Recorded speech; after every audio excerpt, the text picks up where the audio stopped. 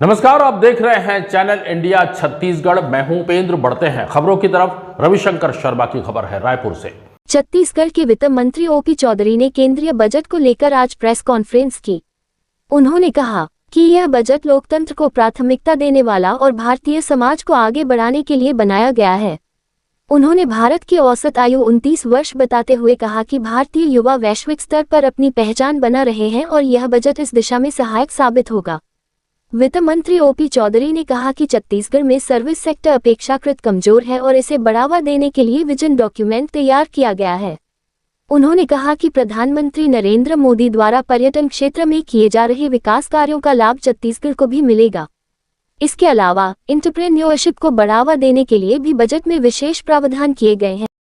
सभी को नमस्कार और सबको बहुत बहुत बधाई और शुभकामनाएं भी कि जल्दी ही आप सब लोग उस इनकम तक पहुंचे जिस इनकम तक मोदी जी छूट दे चुके हैं और विकसित भारत की ओर जो भारत के बढ़ते कदम हैं उसमें मैं आशा करता हूं, विश्वास करता हूं, शुभकामना देता हूं कि बहुत जल्द हमारे सभी साथी उस इनकम तक पहुंचेंगे जिस तरह से देश की विकास की गति है और उसका लाभ सबको मिल रहा है और मिलता रहेगा। मित्रों, जो भारत देश की अर्थव्यवस्था है वो बहुत ही तेजी से बढ़ रही है और आज दुनिया की जितनी मेजर इकोनॉमीज हैं, बड़ी इकोनॉमीज हैं, उनमें सबसे तेजी से बढ़ रही अर्थव्यवस्था है। मैं आदरणीय मोदी जी के विजन के साथ जो देश आगे बढ़ रहा है,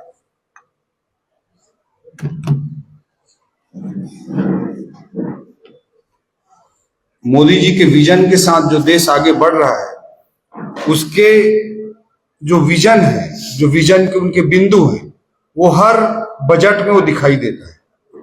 2047 तक भारत को विकसित राष्ट्र बनाने का एक स्पष्ट लक्ष्य और उसके लिए आवश्यक विजन मोदी जी इस देश को दिए हैं और उसके अनुरूप लगातार कार्य हो रहे हैं। अभी एक बुक आई है जिसका मैं बहुत बार जिक्र करता हूं। हमारे भिलाई में ही पढ़े लिखे एक इकोनॉमिस्ट हैं जो कृष्णमूर्ति सुब्रमण्यम जी, जो उनका स्कूलिंग वगैरह हमारे भिलाई में ही हुआ था और बाद में बहुत बड़े इकोनॉमिस्ट बने। और मोदी जी जब 2014 में सरकार में प्रधानमंत्री बने तो उनके चीफ इकोनॉमिक एडवाइजर भी रहे, मुख्य आर्थिक सलाहकार रहे। उन्होंने अभी एक बुक लिखी है, इंडिया एट 100। भारत जब आजादी के 100 साल पूरे करेगा तो भारत की इकोनॉमी का साइज क्या होगा। मोदी जी का भी स्पष्ट विजन है कि जब हम आजादी के 100 साल पूरे करेंगे 2047 तक, तो भारत को हम विकसित राष्ट्र के रूप में निर्मित करें। ये उनका स्पष्ट विजन है। और इस जो 23-24 साल का जो समय है, 75 साल से 100 साल तक के 25 साल के समय को आदरणीय मोदी जी ने अमृत काल की संज्ञा दी है।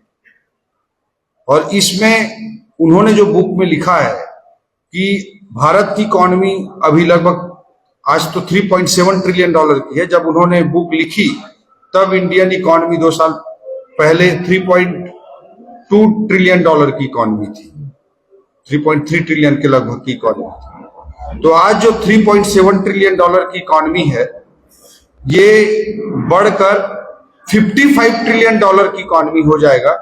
ये उनका आकलन है कृष्णमूर्ति सुब्रमण्यम जी का। 3.7 ट्रिलियन डॉलर से बढ़कर 55 ट्रिलियन डॉलर हो जाएगा।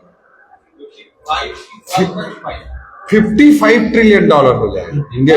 आने वाले 23 सालों में भारत की इकोनॉमी के साइज के बढ़ने का उन्होंने जो अनुमान लगाया है वो 3.7 ट्रिलियन डॉलर से 55 ट्रिलियन डॉलर की इकोनॉमी के बढ़ने का अनुमान लगाया है। तो उनका अपना एस्टिमेशन है, उनका अपना आधार है। उनका मानना है कि 8% का जीडीपी ग्रोथ हम अचीव कर पाएंगे। 5% का इन्फ्लेशन उन्होंने कैलकुलेट किया है और 1% का करेंसी डिप्रिसिएशन उन्होंने माइनस किया है। तो 8 + 5 = 13 और 13 - 1 = 12।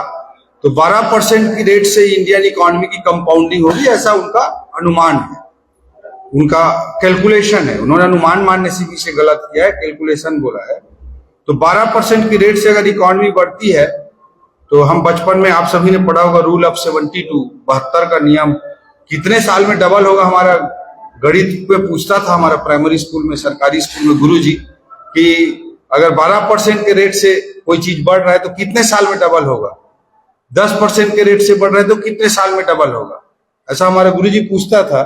तो हमको रूल ऑफ 72 सिखाया था, 72 का नियम बोलता था गुरुजी हमारा।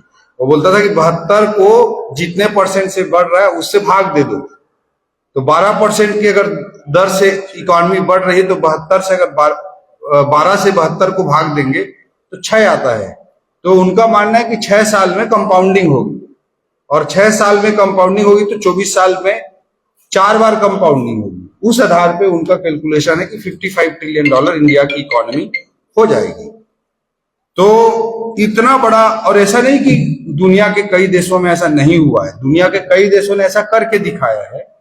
जैसे जापान का हम उदाहरण ले सकते हैं। हिरोशिमा नागासाकी में बम अटैक के बाद, द्वितीय विश्व युद्ध के बाद जापान लगभग बर्बादी के कगार पर पहुंच गया था, लेकिन धीरे धीरे वो खड़ा हुए और 1970 से उन्होंने एक विजन के साथ काम करना चालू किया, और 1970 से 1995 के 25 सालों में उन्होंने ऐसा ही करके दिखाया। साउथ कोरिया का एग्जाम्पल, सिंगापुर का एग्जाम्पल, इवन चीन का एग्जाम्पल, इस तरह के ग्रोथ का रहा है। तो ये जो 2047 तक विकसित भारत बनेगा, कल के बजट में आदरणीय निर्मला सीतारमण जी ने जो 3 बिंदु का जिक्र किया, ये हमारी बुनियाद क्या है ये विकसित भारत बनाने की, उसमें उन्होंने 3D की बात कही है। 3D, हमारी सबसे बड़ी ताकत डेमोक्रेसी है।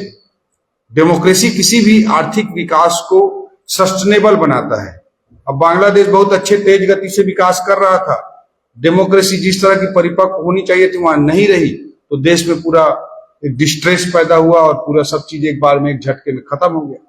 तो हमारे डेमोक्रेसी हमारे इकोनॉमी के लिए भी सबसे बड़ी ताकत है कि एक सस्टेनेबल ढंग से एक लोकतंत्र में ही अर्थव्यवस्था बढ़ सकती है। तो उन्होंने इसी आधार पर एक पहला पॉइंट डेमोक्रेसी को रखा है, दूसरा पॉइंट उन्होंने डेमोग्राफी को रखा है। चैनल इंडिया पर खबरों का सिलसिला लगातार जारी रहेगा। सब्सक्राइब करना ना भूलें चैनल इंडिया छत्तीसगढ़, सिर्फ यूट्यूब पर।